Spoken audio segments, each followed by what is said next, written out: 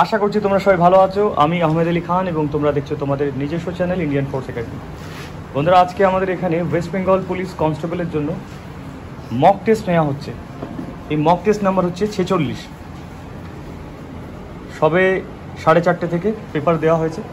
দেখতে পাচ্ছ সমস্ত ছাত্ররা যারা এখানে পড়াশোনা করছে লাস্ট 6 মান্থ, 8 মান্থস, 1 ইয়ার, আর যারা শুদ্ধ ভর্তি হয়েছে তারা সবাই মিলে এই মক টেস্টটি দিচ্ছে। মক টেস্ট দেওয়ার কারণ হচ্ছে মেনলি স্পিড টেস্ট, মানে যে পড়াশোনা তুমি করছো, সে ম্যাথস হোক, রিজনিং হোক, বা জিকে, বা তোমার ইংরেজি বা হিন্দি বা অন্যান্য যে সাবজেক্ট, তার উপরে তোমার কতটা দক্ষতা তৈরি হয়েছে এবং টাইমের মধ্যে। কারণ আমাদের কাছে পরীক্ষার যে প্রশ্ন থাকবে ওয়েস্ট বেঙ্গল পুলিশের 85টি প্রশ্ন, সেটা সলভ করতে হবে 1 ঘন্টার মধ্যে। তো ওই 1 ঘন্টার মধ্যে কতটা প্রশ্ন তুমি হ্যান্ডেল করতে করছো আর সঠিক করছো, তার জন্যই মক টেস্টটা নেওয়া হয়। আর বারবার মক টেস্ট নেওয়া হয়। আমাদের এখানে প্রতি সপ্তাহে 2টো করে মক টেস্ট হয়। এটা বেঙ্গল পুলিশের জন্য, আরেকটি কলকাতা পুলিশের জন্য। বেঙ্গল পুলিশের সিলেবাস তোমরা জানো ভালো করে, যেখানে 25টি ম্যাথস, 25টি রিজনিং, 25টি জিকে এবং 10টি ইংরেজি আছে। আর কলকাতা পুলিশের প্রিলিমসে পরীক্ষা হবে। তো প্রিলিমসে সেখানে 100 নম্বরের পরীক্ষা হবে এবং 100 নম্বরের পরীক্ষার মধ্যে থাকবে 40টি জিকে, 30টি ম্যাথস এবং 30টি রিজনিং। ঠিক আছে? তো সেই বেস করে 1 ঘন্টা দুটোর মধ্যেই সময় দেওয়া থাকবে।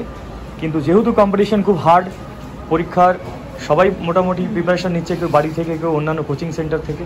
তো আমাদের কোচিং সেন্টারে যারা যারা পড়াশোনা করছে তাদের যথেষ্ট স্পিড আছে এবং নতুন যারা অ্যাডমিশন নিচ্ছে তাদের চেষ্টা করানো হচ্ছে যে তারাও মক টেস্ট দিয়ে যেন অভ্যাসটা তৈরি করে, যে কম ভুল করবে এবং বেশিরভাগ প্রশ্ন যেন সঠিক হয়। তার জন্যই তাদেরকে এই মক টেস্টটা প্র্যাকটিস করানো। ঠিক আছে? তো এই মুহূর্তে যারা নতুন আছো চ্যানেলে, অবশ্যই চ্যানেলটিকে সাবস্ক্রাইব করো। ভর্তি চলছে আমাদের সেন্টারে, আর সেন্টারে ভর্তি হতে গেলে হেল্পলাইন নাম্বার আছে, সমস্ত ডিটেলস দিয়ে দেওয়া হবে। ঠিক আছে? কমেন্ট করো অবশ্যই ভিডিওটি কেমন লাগছে তোমাদের।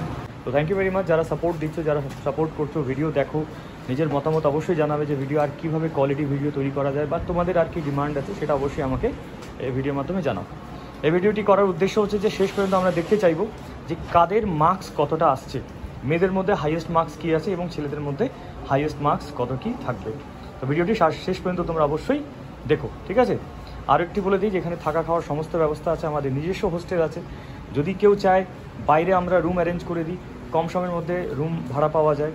তো তুমি একাও নিতে পারো অথবা 1 থেকে বেশি ছাত্রদের সাথে তুমি থাকতে পারো রুম শেয়ার করে। তো মাঠের প্র্যাকটিসের সাথে তোমার লিখিত পরীক্ষার কোচিং, একদম সমস্ত কিছু হাত ধরে সমস্ত ছেলেমেয়েদেরকে করানো হয়। এবার আসতে হবে তাকে। ঠিক আছে? যারা ভর্তি হতে চাইছো যোগাযোগ করো।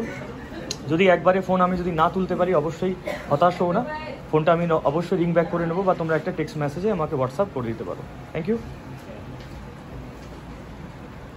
তোমাদের জন্য একটি প্রশ্ন আছে।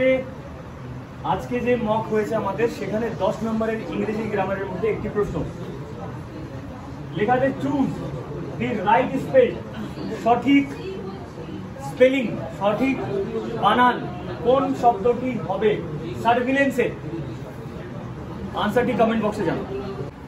ইতিমধ্যে আমাদের যে মক টেস্টের রেজাল্ট হাতে পেয়েছি, সেখানে নিশা মণ্ডল মেয়েদের মধ্যে হাইয়েস্ট আছে 42.50। ছেলেদের মধ্যে হাইয়েস্ট নাম্বার আজকে উঠেছে উজার নবী 49। কিন্তু তার সত্ত্বেও আমি মুজাহিদকে ক্যামেরার সামনে এনেছি কথা বলার জন্য, কারণ মুজাহিদ প্রচুর মেহনত করছে, উজারও করছে। উজারের সাথে পরে একবার কথা বলা হতো তোমাদের, তাকে না নিশার সাথে কথা বলি। লাস্ট কয়েক সপ্তাহ বা কয়েক মাসের আগে একটা ভিডিও আছে নিশা, সেখানে অলরেডি নিশা কথা বলেছে। তো আজকে জানতে চাইবো যে পড়াশোনা কিভাবে করছে, নাম্বারটা কিভাবে ডেভেলপ করছে। ফার্স্টলি হচ্ছে মকের মধ্যে স্পেশালি থাকে ম্যাথ আর রিজনিং, আমি এটার উপর বেশি প্রেশার দিচ্ছি। আর তার উপর হচ্ছে যেটা জিকে, যে প্রশ্নটা আমি একটু দেখেছি উইক আছি, এখন সেটার উপর একটু বেশি চাপ দেওয়ার চেষ্টা করছি, যাতে সবগুলোকে একবারে মানে মিলিয়ে আমি যাতে নাম্বারটা গেইন করতে পারি। দিনে মানে মিনিমাম 3 থেকে 4 বার যদি একটা রিভিশন করা যায় কোনো একটা একই টপিকের উপর, একই জিনিসের উপর, তাহলে এই জিনিসটাকে পুরোপুরি সেইভাবে তোমার নাম্বারটা গ্রো করছে। Good one. মুজাহিদকে দাও। মুজাহিদ এখানে।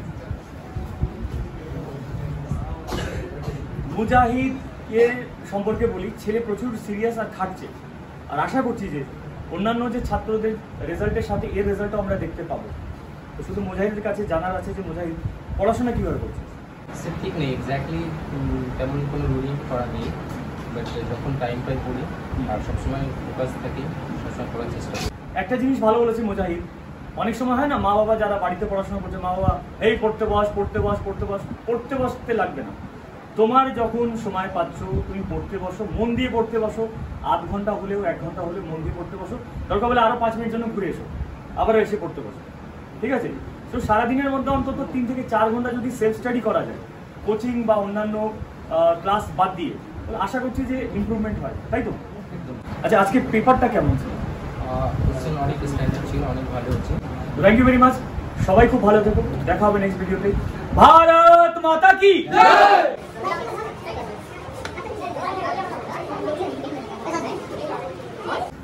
সকালবেলা জিকে হাত দিয়ে 2টা পাতা একবার করে রিডিং মারতে হবে। আবার ভাবতে হবে, রিডিং করতে হবে। আমি করি, হ্যাঁ রিডিং করি, হ্যাঁ রিডিং করতে হবে। আরেকবার কাট, রিডিং করতে হবে। আরেকবার শান্ত, সকালবেলা আইসান তার স্টার্ট। সকালবেলা হচ্ছে গিয়ে মাথা ঠান্ডা করে জিকেটাকে একবার ভালোভাবে রিডিং মারতে হবে। একটু জোরে। আবার